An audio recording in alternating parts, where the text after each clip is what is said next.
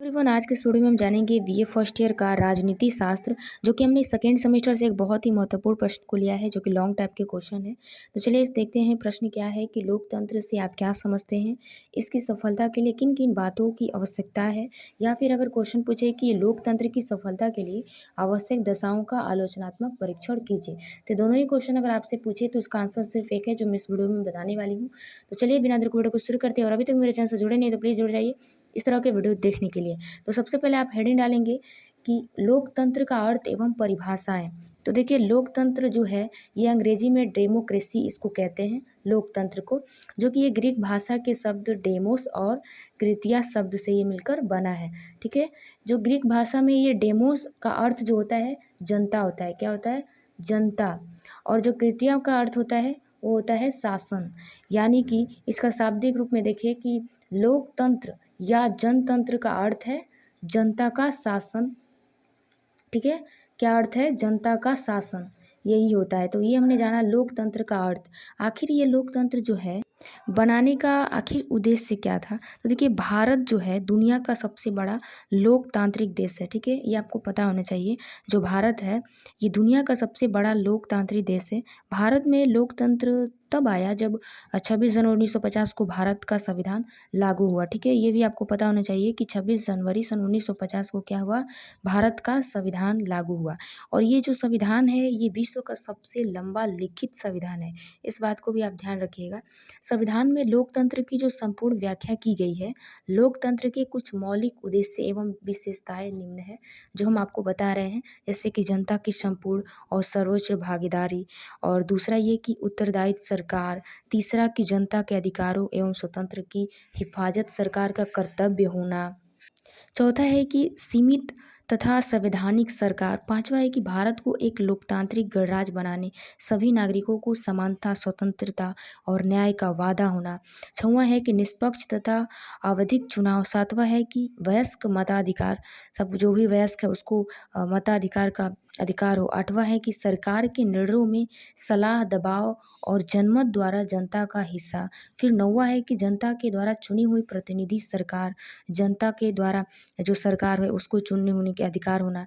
उसके बाद 10वां चुनने के अधिकार होना, 10वां ये है कि निष्पक्ष न्यायालय, और 11 है कि कानून का शासन, 12 है कि विभिन्न राजनीतिक दलों और दबाव समूहों की उपस्थिति, 13 है कि सरकार के हाथ में राजनीतिक शक्ति जनता की अमानत के रूप में। मतलब जो ये लोकतंत्र है इसके बनाने के उद्देश्य हमने हमने जाना। आप ये भी एग्जाम में लिख सकते हैं, जितने भी हमने बताया इसमें से अगर आप 5, 6 या 10 जो भी जितना भी को याद रहे आप उसको लिख सकते हैं।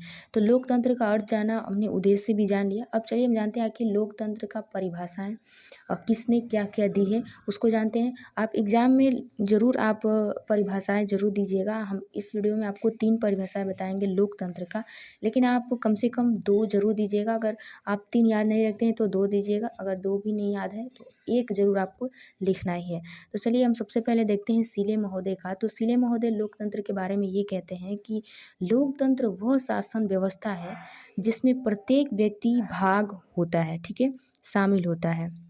दूसरे में हेरोडोटस के अनुसार, हेरोडोटस कहते हैं लोकतंत्र को कि लोकतंत्र शासन का वह रूप है जिसमें शासन की सर्वोच्च शक्ति संपूर्ण, यानी कि सबसे ऊंचा जो शक्ति संपूर्ण समुदाय के सदस्यों में क्या है? निहित होती है। ये हेरोडोटस के अनुसार है। तीसरा में डायसी डायसी महोदय कह रहे हैं कि लोकतंत्र वो शासन व्यवस्था है जिसमें शासन समुदाय राष्ट्र का अधिकांश भाग होता है। तो इन 3 परिभाषाओं में से कम आपको एक परिभाषा जरूर याद रखिएगा। अगर आप एग्जाम में 2 लिखते हैं तो बहुत ही अच्छा है, तीनों लिख देते हैं तो और भी अच्छा है। तो चलिए अब हम बढ़ते हैं नेक्स्ट हेडिंग के साथ कि लोकतंत्र की सफलता के लिए आवश्यक दशाएं। ठीक है, हम आपको अंत में एक बार रिवीजन भी कराएंगे, तो आप बिल्कुल टेंशन ना लें। तो लोकतंत्र की सफलता के लिए आवश्यक दशाएं आप हेडिंग डालेंगे। आखिर लोकतंत्र जो है कैसे हम मानेंगे कि सफलता है, तो वो किस किन जो दशाएं हैं, तो किन किन दशाओं में वो आवश्यक है, अपना भूमिका मतलब निभा रहा है लोकतंत्र की जो सफलता है। तो इसमें सबसे पहला हेडिंग आता है कि लोकतंत्र की भावना व आकांक्षा का होना। ठीक है, हर व्यक्ति में लोकतंत्र की भावना व आकांक्षा का होना, तभी क्या होगा? लोकतंत्र क्या होगा? हमारा सफल माना जाएगा। तो लोकतांत्रिक देश के जो नागरिक हैं, उनमें लोकतांत्रिक के मूल्यों के प्रति क्या होनी चाहिए? निष्ठा होनी चाहिए। उनकी भावनाओं, विचारों, जो स्वभाव है, विश्वासों, व्यवहार, ये सभी जो है वो क्या होना चाहिए? लोकतंत्र में होना चाहिए। प्रसिद्ध विद्वान डेविस थॉमसन ये कहते हैं कि नागरिकों में लोकतांत्रिक दृष्टि होना चाहिए। उनकी परंपरा और संस्कृति में भी लोकतंत्र जो है वो विद्यमान होना चाहिए। नागरिकों के नियंत्रित होने की जो भावना, ये क्या होनी चाहिए? नहीं होनी चाहिए, बल्कि स्वयं शासन करने, निर्देशन देने और नियंत्रित करने की लालसा, योग्यता और क्षमता भी होनी चाहिए। ठीक है, तो ये पहला हेडिंग में आप क्या लिखेंगे? लोकतंत्र की भावना व आकांक्षा का होना। अब जो मैंने बताया उसको लिख देंगे। ठीक है, और ये आप खुद समझ भी रहे हैं कि लोकतंत्र में भावना होनी चाहिए, आकांक्षा होनी चाहिए। उसके बाद दूसरा आता है कि सशक्त नागरिक जागरूकता। ठीक है, इसमें जानते हैं दूसरे रूप में क्या है कि सशक्त नागरिक जागरूकता। लोकतंत्र की सफलता के लिए जनता का बुद्धिमान, सजग, निडर और क्या होना चाहिए? जागरूक होना चाहिए, और यही आवश्यक है। यदि नागरिक अपने अधिकारों और जो कर्तव्य है उसके प्रति जागरूक है, वो अपने अधिकारों के लड़ेगा, अधिकारों के लिए लड़ेगा, तभी तो होगा। तो कोई भी शासन है उनमें उसकी स्वतंत्रता से वंचित नहीं कर सकता है। यदि नागरिक उदासीन है तो कोई उनके अधिकारों की रक्षा नहीं कर सकता है। इसी बात पे वारन ने ये कहा है कि सशक्त जागरूकता स्वतंत्रता की कीमत है। मनुष्यों में प्राप्त विवेक होना चाहिए ताकि वो सरकार और नेताओं के कार्यों उद्देश्यों को समझने में किसी भी प्रकार का भूल ना कर सके। मान लीजिए आपके साथ कोई घटना घटित हो जाती है और आप बिल्कुल सही है, लेकिन आपको शासन जो है वो आपको दंड देने के लिए है, लेकिन आपको क्या होना चाहिए? आपको जागरूक होना चाहिए, आपको अपने अधिकारियों पे लड़ना चाहिए कि आप सही हैं। तो ये जो है कि सशक्त नागरिक जागरूकता मतलब सही आपके अंदर जो नागरिकता का जो भाव है वो आप में जागरूक होना चाहिए। तब क्या होगा? तब दूसरे में हमारा क्या होगा? लोकतंत्र सफलता माना जाएगा। तीसरे पे आते हैं कि जनता का शिक्षित होना। जनता का शिक्षित होना ये सबसे बड़ी बात है जो कि लोकतंत्र की सफलता में आता है। तो देखिए, जो शिक्षा जो है वो लोकतंत्र का आधार है। ठीक है? शिक्षा जो है वो लोकतंत्र का आधार है। शिक्षा से ही लोकतंत्र का जन्म होता है।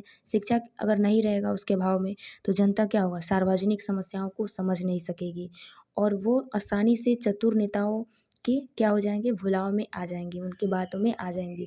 लोकतंत्र के लिए जिस नागरिक जागरूकता की आवश्यकता होती है वो बिना शिक्षा के संभव नहीं है, कभी भी संभव नहीं है।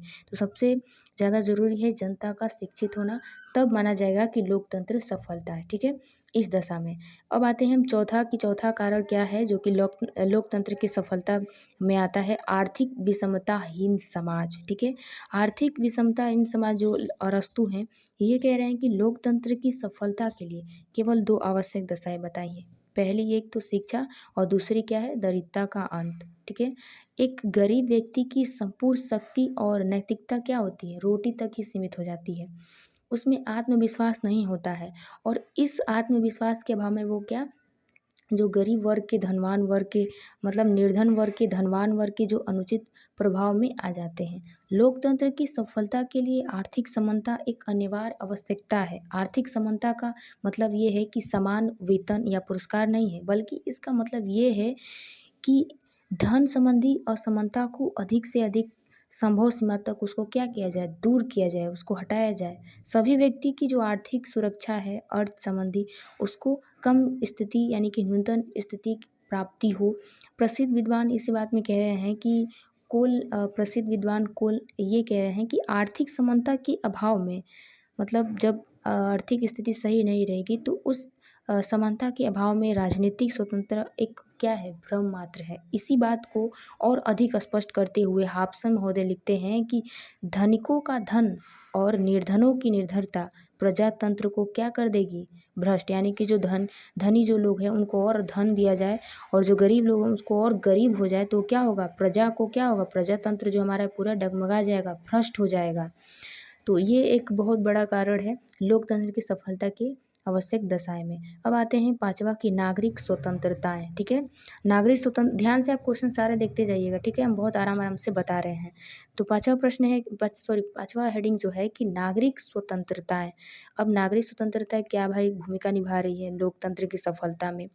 तो देखिए लोकतंत्र में शासन विचार द्वारा होता है, ठीक है? लोकतंत्र में शासन विचार द्वारा होता है, मतलब सभी व्यक्तियों को नागरिक स्वतंत्रता प्राप्त होनी चाहिए। नागरिक स्वतंत्रता का मतलब ये है कि विचार जो है वो अभिव्यक्ति और प्रेस की स्वतंत्रता, साहित्य प्रकाशन की स्वतंत्रता आदि से है। लोकतांत्रिक शासन में जो लोकमत ही शासन को क्या करते हैं, मर्यादा और नियंत्रण में रख सकता है, ठीक है? लोकतांत्रिक जो शासन है यही लोकमत ही शासक को क्या कर सकती है, मर्यादा और नियंत्रण में रख सकती है। लोकतंत्र नियामकुल शासन शक्ति विभाजन समिति और उत्तरदायी जो शासन की मांग करता है, तो इसके लिए लिखित संविधान का होना बहुत ही आवश्यक है, क्योंकि नागरिक जो है बहुत ज़्यादा स्वतंत्रता में अगर आ जाएगा तो वो गलत काम भी कर सकता है। तो इसलिए उस पे क्या होना चाहिए, लोकतंत्र का एक शासन लागू होना चाहिए, जो कि वही संविधान में लिखित होना चाहिए कि जो अधिक मतलब स्वतंत्रता गलत अगर कोई काम कर देता है तो उसको उसके भी ऊपर प्रावधान है, शासन है उसके ऊपर। तो ये एक आता है पाँचवा की नागरिकता स्वतंत्रता लोकतंत्र की सफलता में एक बहुत महत्वपूर्ण भूमिका निभा रहा है। और छठवां आता है कि लोकतांत्रिक परंपराएं, ठीक है? तो देखिए लोकतंत्र की सफलता के लिए लोकतांत्रिक परंपराओं का पालन भी आवश्यक है, बहुत ज़रूरी है। इंग्लैंड, अमेरिका और स्विट्ज़रलैंड में लोकतंत्र की सफलता का श्रेय वहाँ की श्रेष्ठ राजनीतिक परंपराओं को ही देते हैं, ठीक है? कहाँ पे? इंग्लैंड में और अमेरिका और स्विट्ज़रलैंड में। जो कि इंग्लैंड में विरोधी राजनीतिक दल को समान दल बदल करने पर पद त्याग और अनेक श्रेष्ठ परंपराएं हैं, ठीक है? जो भी मतलब इंग्लैंड में जो विरोधी राजनीतिक दल वाले जो लोग हैं, अगर वो किसी दल में अदल बदल करे, पद को त्याग दे, तो उसमें अनेक परंपरा मतलब ये सभी जो है ये अनेक श्रेष्ठ परंपराएं हैं वहाँ पे। उसके बाद आते हैं कि सातवां की सशक्त राजनीतिक दल, ठीक है? सशक्त राजनीतिक दल का मतलब ये है कि लोकतंत्र की सफलता के लिए सुदृढ़ एवं सशक्त राजनीतिक दलों की क्या होनी चाहिए, बहुत ही आवश्यकता होनी चाहिए। राजनीतिक दल लोकतंत्र के प्राण, हृदय और आत्मा है, ठीक है? राजनीतिक जो दल है ये क्या है, लोकतंत्र के प्राण है, हृदय है और आत्मा है, तीनों ही है। लोकतांत्रिक राज्यों के निर्वाचन जो है दलीय आधार पे होता है। किस पे होता है, तो दलीय आधार पे होता है। उम्मीदवार जो है उसको जो भी टिकट मिलती है दलीय आधार पर ही दी जाती है, ठीक है? चुनाव लड़ने के लिए तो मतदाता जो दलीय आधार पर मतदान करते हैं और नीतियों में भी दल के आधार पर ही बनती है। तो विरोधी दल के रूप में दल निरंकुश तंत्र से नागरिकों की रक्षा करते हैं। तो इसी सशक्त राजनीतिक दल में जेनिंग्स ने ये कहा है कि जब तक विपक्ष विद्यमान है अधिनायक तंत्र आ ही नहीं सकते, ठीक है? मतलब जेनिंग्स जो है ये महोदय ये कह रहे हैं सशक्त राजनीतिक दल के संदर्भ में कि जब तक विपक्ष विद्यमान है तब तक अधिनायक तंत्र आ ही नहीं सकती, ठीक है? उसके बाद लास्टवा है आठवां कि स्वतंत्र एवं निष्पक्ष प्रेस, ठीक है?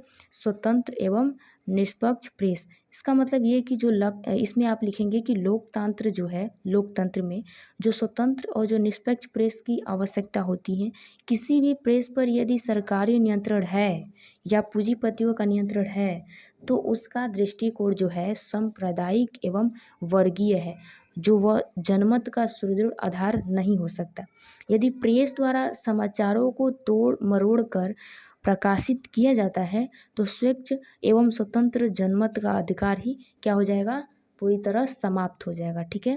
तो आप इसमें ये लिखेंगे कि स्वतंत्र एवं निष्पक्ष प्रेस में कि जो लोकतंत्र में स्वतंत्र एवं निष्पक्ष प्रेस की आवश्यकता होती है, लेकिन किसी प्रेस पर यदि सरकारी नियंत्रण है या पूंजीपतियों का नियंत्रण है तो उसका दृष्टिकोण सांप्रदायिक एवं वर्गीय है, तो वह जनमत को सुदृढ़ आधार नहीं हो सकता। यदि प्रेस द्वारा समाचारों को अगर कोई भी तोड़ मरोड़ कर अगर उसे प्रकाशित करना चाहेगा तो क्या होगा, तो स्वच्छ एवं स्वतंत्र जनमत का आधार जो है उसका वही पूरी तरह समाप्त हो जाएगा।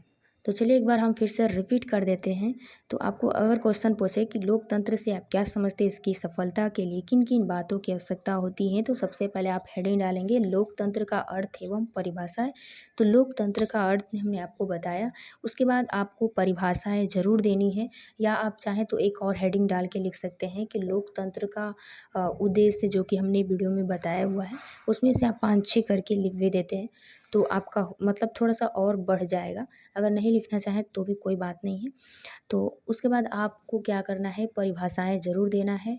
आपको परिभाषाएँ ज़रूर देना ही मतलब कि आप अगर आप परिभाषाएँ देते हैं, तो आपको बहुत अच्छे नंबर मिलेंगे और सबसे मेन फ़ोकस भी होता है कि परिभाषाएँ जो हैं आखिर लोकतंत्र है या कोई भी आपसे अगर कोई हेडिंग पूछा जाए तो उसका अर्थ और परिभाषाएँ ज़रूर आपको लिखना ज़रूरी है। तो आप इसमें कम से कम कोशिश करिएगा कि आप 3 या 2 या अगर आप 3 याद नहीं रख सकते, 2 नहीं रख सकते तो आप 1 ज़रूर परिभाषाएँ दें। उसके बाद हम बात करते हैं लास्ट हेडिंग की लोकतंत्र की सफलता के लिए आवश्यक दशाएँ, जो कि हमने इसमें 8 हेडिंग बताए हैं जो कि लोकतंत्र की भावना व आकांक्षा का होना।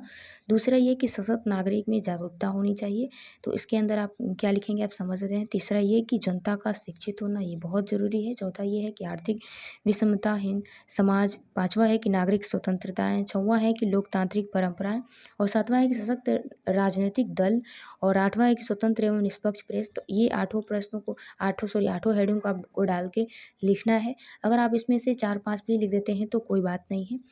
तो ये जो लोकतंत्र की सफलता के लिए मुख्य मतलब लोकतंत्र इनमें सफलता जो है लोकतंत्र का सफलता इसमें मतलब अपना भूमिका इसमें निभा रहा है, यही कहने का मतलब है। तो उम्मीद करते हैं आज का वीडियो बहुत ही आपको हेल्पफुल लगा होगा। अगर हेल्पफुल लगा हो तो प्लीज़ मेरे चैनल को सब्सक्राइब और हमें कमेंट करके ज़रूर बताइएगा कि हमें वीडियो जो है ये हेल्पफुल लगा, ताकि हम इस तरह के और भी अच्छे से समझाने का प्रयास करें और हम ज़्यादा मोटिवेट हों और भी वीडियो हम बनाने की कोशिश करें। तो इस तरह के वीडियो के लिए आप मुझे ज़रूर कमेंट करिएगा। तो चलिए मिलते हैं नेक्स्ट वीडियो में, तब तक के लिए जय हिंद।